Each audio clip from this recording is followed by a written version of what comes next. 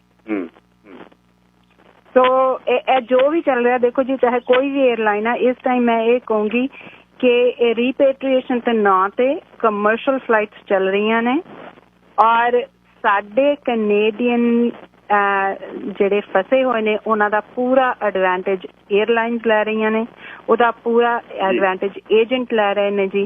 ਕੱਲ ਪਰਸੋਂ ਦੀ ਇੱਕ ਫਲਾਈਟ ਦੇ ਵਿੱਚ ਏਅਰ ਇੰਡੀਆ ਦੇ ਵਿੱਚ ਇੱਕ ਲੜਕੀ ਆਈ ਜੀ ਜੋ ਵਰਕ ਪਰਮਿਟ ਤੇ ਸੀ, 2 ਲੱਖ ਦੀ ਉਹ ਇਕੋਨਮੀ ਦੀ ਟਿਕਟ ਲੈ ਕੇ ਆਈ ਸੀ ਏਜੰਟ ਤੋਂ। CBSA ਨੇ ਉਹਦੇ ਇੰਪਲੋਇਰ ਨੂੰ ਫੋਨ ਕੀਤਾ, ਉਹ ਕਿਸੇ ਸੈਲੂਨ ਦਾ ਵਰਕ ਪਰਮਿਟ ਸੀ ਕੁੜੀ ਕੋ, ਔਰ ਉਹ ਇੰਪਲੋਇਰ ਨੇ ਕਹਿਤਾ ਜੀ ਅਸੀਂ ਹਜੇ 3-4 ਹਫ਼ਤੇ ਸੈਲੂਨ ਨਹੀਂ ਖੋਲਣਾ। ਉਸ ਕੁੜੀ ਨੂੰ ਵਾਪਸ ਕੀਤਾ ਗਿਆ ਜੀ। ਓ ਮਾਈ ਗॉड, ਇਹ ਕੁਛ ਹੋ ਰਿਹਾ ਜੀ। ਸੋ ਆਈ ਥਿੰਕ ਕਿ ਕਮਿਊਨਿਟੀ ਨੂੰ ਅੱਗੇ ਆਉਣਾ ਚਾਹੀਦਾ, ਕਿਉਂਕਿ ਕੋਈ 15 ਤਰੀਕ ਤੱਕ ਤਾਂ ਸਾਨੂੰ ਦਿਖ ਹੀ ਰਿਹਾ ਕਿ ਕਮਰਸ਼ੀਅਲ ਫਲਾਈਟਸ ਨਹੀਂ ਖੁੱਲਣੀਆਂ। ਇਹ 15 ਤੋਂ ਜੀ ਅੱਗੇ ਵੀ ਜੁਲਾਈ 30 ਤੱਕ ਵੀ ਹੋ ਸਕਦਾ। ਸੋ ਆਲਮੋਸਟ ਅਸੀਂ 40 ਦਿਨ ਹਲੇ ਸਮਝ ਲਈਏ ਵੀ ਉਹ ਏਅਰਪੋਰਟ ਖੁੱਲਣਾ ਨਹੀਂ, ਇਹ ਕਲੀਅਰ ਕਰਦਾ। ਹਾਂਜੀ, ਕਿਉਂਕਿ ਉਹਨਾਂ ਨੇ ਪਹਿਲਾਂ ਉਹਨਾਂ ਦਾ ਸੀ, ਮਿਸਟਰ ਹਰਦੀਪ ਪੁਰੀ ਦੀ ਸਟੇਟਮੈਂਟ ਸੀ ਕਿ 30% ਸਾਡੀ ਕੈਪੈਸਿਟੀ ਡੋਮੈਸਟਿਕ ਚੱਲੇ ਤੇ ਅਸੀਂ ਸਲੋਲੀ ਇੰਟਰਨੈਸ਼ਨਲ ਫਲਾਈਟਸ ਖੋਲ ਦਾਂਗੇ। ਹੁਣ ਉਹਨਾਂ ਨੇ ਜੀ ਉਹਨੂੰ ਚੇਂਜ ਕਰਕੇ 30% ਤੋਂ ਉਹਨਾਂ ਨੇ 50 to 60% ਕਰ ਦਿੱਤੀਆਂ ਨੇ। ਪਹਿਲਾਂ ਉਹ ਡੋਮੈਸਟਿਕ 50-60% ਚਲਾਉਣਗੇ, ਫਿਰ ਉਹ ਜੀ ਇੰਟਰਨੈਸ਼ਨਲ ਖੋਲਣਗੇ। ਉਹ ਵੀ ਇੰਟਰਨੈਸ਼ਨਲ ਤਾਂ ਖੋਲਣਗੇ ਜੇ ਦੂਸਰੀ ਸਾਈਡ ਦੀ ਕੰਟਰੀ ਖੋਲਣ ਨੂੰ ਤਿਆਰ ਹੋਊਗੀ।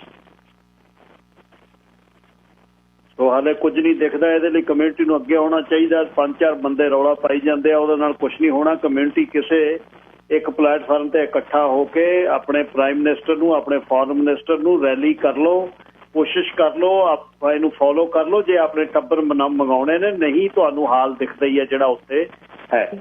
ਹਾਂਜੀ, ਥੋੜਾ ਜਿਹਾ ਸਮਾਂ ਮੇਰੇ ਕੋਲ ਘੱਟ ਹੈ। ਇੰਡੀਅਨ DGCA ਆਫਿਸ ਨਾਲ ਮੇਰੀ ਗੱਲ ਹੋਈ ਔਰ ਉਹਨਾਂ ਦੇ ਨਾ ਇੱਕ PA ਨੇ ਮੇਰੇ ਕੋਲ ਜਵਾਬ ਨਹੀਂ ਸੀ ਉਸ ਬੰਦੇ ਲਈ। ਉਹਨੇ ਮੈਨੂੰ ਇੱਕ ਗੱਲ ਕਹੀ, ਕਹਿੰਦਾ ਮੈਂ ਕਿ ਦੇਖੋ ਜੀ, ਇਹ ਇੰਡੀਆ ਦੇ ਨਾਗਰਿਕ ਨੇ, ਇਹ ਇੰਡੀਅਨ ਸਿਟੀਜ਼ਨਸ ਨੇ ਜਿਹੜੇ ਇੱਥੇ ਫਸੇ ਹੋਏ ਆ, ਉਹ ਰੈਜ਼ੀਡੈਂਟ ਉਹਨਾਂ ਦੀ ਪਰਮਾਨੈਂਟ ਕੈਨੇਡੀਅਨ ਆ। ਉਹਨੇ ਮੈਨੂੰ ਇੱਕ ਗੱਲ ਕਹੀ, ਕਹਿੰਦਾ ਮੈਡਮ ਮੈਨੂੰ ਸਿਰਫ ਇੱਕ ਜਵਾਬ ਦੇ ਦਿਓ ਕਿ ਇਹ ਜਿਹੜੇ ਤੁਸੀਂ ਕਹਿ ਰਹੇ ਹੋ 20-30 ਸਾਲ ਤੋਂ ਲੋਕ ਕੈਨੇਡਾ ਰਹਿ ਰਹੇ ਨੇ, ਇਹ ਟੈਕਸ ਕਿੱਥੇ ਦਿੰਦੇ ਸੀ, ਇੰਡੀਆ ਨੂੰ ਕਿ ਕੈਨੇਡਾ ਨੂੰ? ਕਹਿੰਦੇ ਇਹਨਾਂ ਦੇ ਵਿੱਚੋਂ 90% ਨੇ ਤਾਂ ਕਦੇ ਇਨਕਮ ਟੈਕਸ ਹੀ ਨਹੀਂ ਇੰਡੀਆ ਭਰਿਆ ਹੋਇਆ। ਕੀ ਜਵਾਬ ਦੇਵਾਂਗੇ? ਧੰਨਵਾਦ ਜੀ, ਮੇਰੇ ਕੋਲ ਸਮਾਂ ਇੰਨਾ ਹੀ ਹੈ ਭੈਣ ਜੀ। ਕੱਲ ਨੂੰ ਫੇਰ ਆਪਾਂ ਇਹਦੇ ਤੇ ਖੁੱਲ ਕੇ ਕੋਈ ਹੋਰ ਗੱਲ ਕਰ ਸਕਦੇ ਹਾਂ। ਥੈਂਕ ਯੂ, ਧੰਨਵਾਦ ਬਹੁਤ। ਥੈਂਕ ਯੂ ਵੀਰ ਜੀ, ਸਤਿ ਸ਼੍ਰੀ ਅਕਾਲ ਜੀ। ਥੈਂਕ ਯੂ, ਸਤਿ ਸ਼੍ਰੀ ਅਕਾਲ ਜੀ। ਇਹ ਸੀ ਅੱਜ ਦਾ ਪ੍ਰੋਗਰਾਮ।